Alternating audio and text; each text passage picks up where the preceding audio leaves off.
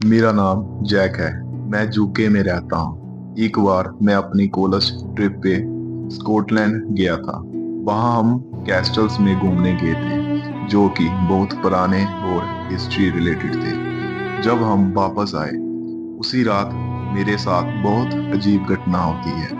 वहाँ एक कैस्टल था और वहाँ एक राजकुमारी की बहुत विशाल पेंटिंग थी। मैंने जब उस पेंटिंग को गौर से देखा तो मुझे एक अजीब खिंचाव हुआ।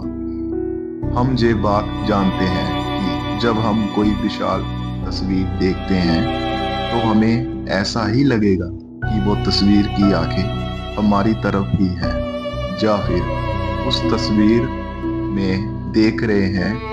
मगर इसकी बात कुछ अलग थी। इस पेंटिंग की ना सिर्फ आंखें मुझे घूर रही थी, पर उसके हाथ भी अपनी जगह से हिलते हुए महसूस हो रहे थे। उसी रात जब मैं सो रहा था, वही राजकुमारी मेरे सपने में आ रही थी जो उस पेंटिंग में थी। अगले दिन सुबह जब मैं उठा तो मैंने महसूस किया कि मुझे कमजोरी जैसी हो रही है। पर सुबह मैं नहाकर कॉलेज चला जाता हूँ, फिर कॉलेज आकर अपनी पढ़ाई और बाकी काम करके सो जाता हूँ। रात में मुझे फिर से उस राजकुमारी का सपना आता है और फिर मुझे अगले दिन उठकर कमजोरी महसूस होती है। इसी तरह से हफ्ता गुजर जाता है। धीरे धीरे मैं देखता हूँ मुझे बहुत ज्यादा नींद आने लगती है और हमेशा की तरह मुझे नींद में रहने की आदत हो जाती है। मुझे सुबह सुबह सूरज की रोशनी से भी दिक्कत हो रही थी, इसीलिए कॉलेज में जल्दी चला जाता और शाम में सूरज ढलने के बाद ही वहां से निकलता था। मुझे ये लगा कि कमजोरी की वजह से मुझे सूरज से एलर्जी हो रही है, तो मैंने एक डॉक्टर को दिखाया। फिर से मेरे सारे बॉडी के टेस्ट किए। मुझे पता चला कि ना ही मैं फिट हूँ बल्कि सुपर फिट हूँ, किसी ओलंपिक के खिलाड़ी जैसे। मगर मैं आपको ये बता दूं कि बचपन से ही मैं थोड़ा मोटा रहा हूँ और कॉलेज में आने के बाद मैंने किसी तरह का कोई जिम या स्पोर्ट्स नहीं किया है, बल्कि मुझे पिछले साल ही हाई बीपी हो गया था जिसके लिए मैं दवाई भी लेता हूँ।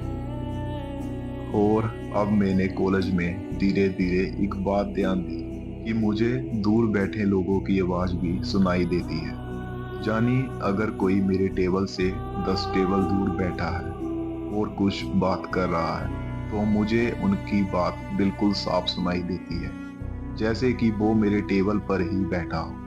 मुझे वो राजकुमारी के सपने रोज ही आने लगे थे और अब मैं जरा परेशान हो गया था, क्योंकि मुझे जानना था कि मेरे साथ हो रहे बदलाव में इस बात का कोई संबंध तो नहीं है। मैंने जब इंटरनेट पे इस बात को ढूंढा तो मुझे पता चला इस राजकुमारी का नाम है रेबेका और वो एक वंपायर थी।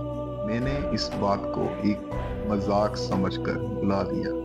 कुछ दिनों बाद मेरा एक दोस्त शाम में मेरे घर आता है रात गुजारने के लिए, और हमने प्लान किया था कि हम बियर पियेंगे रात के 9 बजते ही।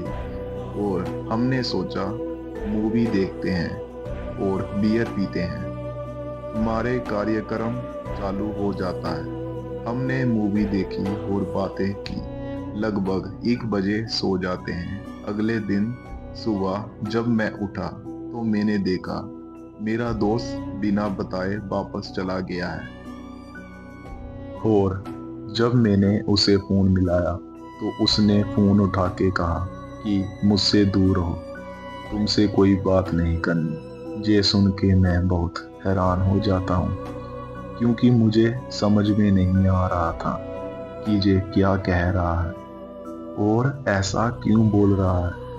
मैं अपने दोस्त को बहुत बार कॉल करके कहता हूँ कि मैं उससे बात करना चाहता हूँ और वो मुझे बताए कि ऐसा क्या हुआ उस रात कि वो मुझसे मिलना भी नहीं चाहता। तो वो मान जाता है, पर वो मुझे दिन के वक्त ही एक मरे हुए रेस्टोरेंट में मिलेगा। मैं किसी तरह काले कपड़े, काली हुडी और मास्क पहन के अपने आप को धूप से बचाते हुए वहां पहुंचता हूँ। वो मुझे बताता है कि उस रात उसने देखा मेरे कमरे में एक औरत आती है, एकदम पुराने कपड़े पहनकर, और वो मेरे गले से खून पी रही है।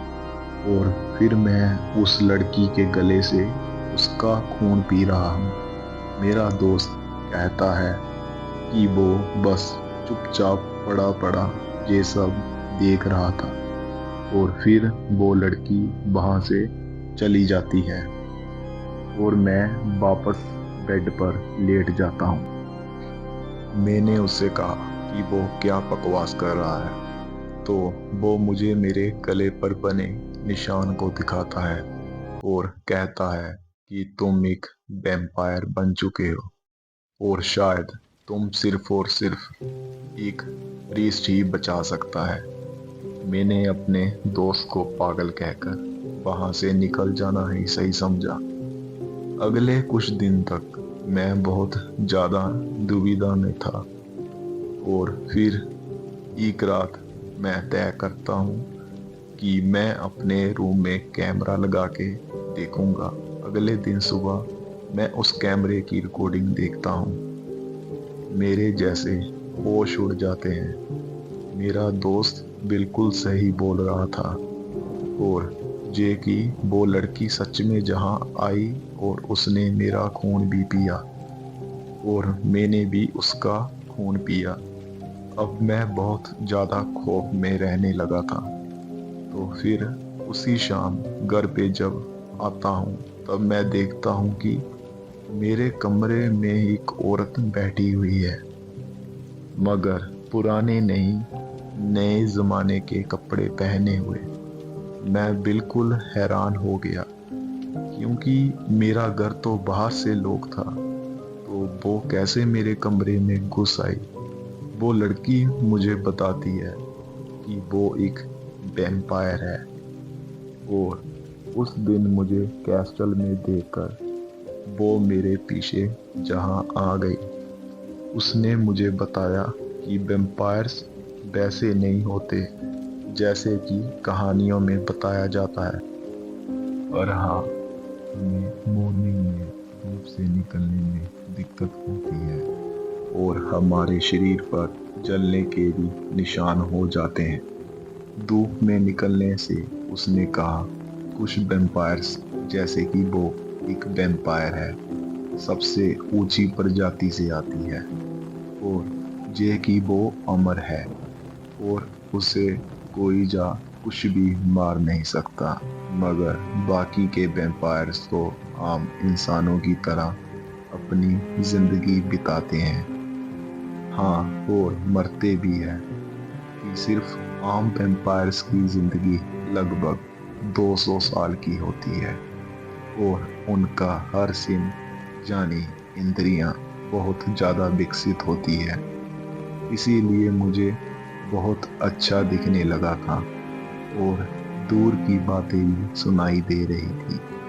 दूर से मुझे कुछ भी सुनने में आ जाता। ये सब सुन के बिल्कुल समझ नहीं आया अब मैं क्या करूँगा। तो रेबेका मुझे बताती है कि मुझे भी खून की ज़रूरत होगी, और फिलहाल वो ज़रूरत रेबेका पूरी करती है। मगर जे कि उसके जहाँ के ब्लड बैंक से जान पहचान है, मैं वहाँ से भी जाके ब्लड ले सकता हूँ। मगर उसने मुझे एक चेतावनी भी दी कि चाहे मैं कुछ भी करूं, मगर कभी किसी इंसान को नहीं मारूं खून के लिए, क्योंकि वो ज़रूरत ब्लड बैंक से पूरी हो जाती है। उसने बताया कि इंसानों और वैम्पायर्स के बीच एक करार है, अगर हम इंसानों को नहीं मारे, फिर उनका शिकार नहीं करेंगे, और हमारी ज़रूरत ब्लड बैंक और जंगल के जानवरों को मार के पूरी हो जाएगी। ये कहकर रेबेका वहां से चली जाती है। आज इस बात को 8 साल हो गए और अब तो मैं अपने जैसे और कई वैम्पायर्स को जानता हूँ जिन्हें मैं इस शहर में ब्लड बैंक में मिला हूँ। हमें वो वादा आज भी याद है कि हमें कभी भी किसी इंसान का शिकार नहीं करना, वरना रेबेका भी आगे हमें खुद जान से तड़पा कर मार डालेगी। तो ये थी हमारी आज की कहानी और उम्मीद है आपको ये कहानी बहुत पसंद आई होगी। और हाँ, डेविल टॉक्स को सब्सक्राइब करना ना भूले।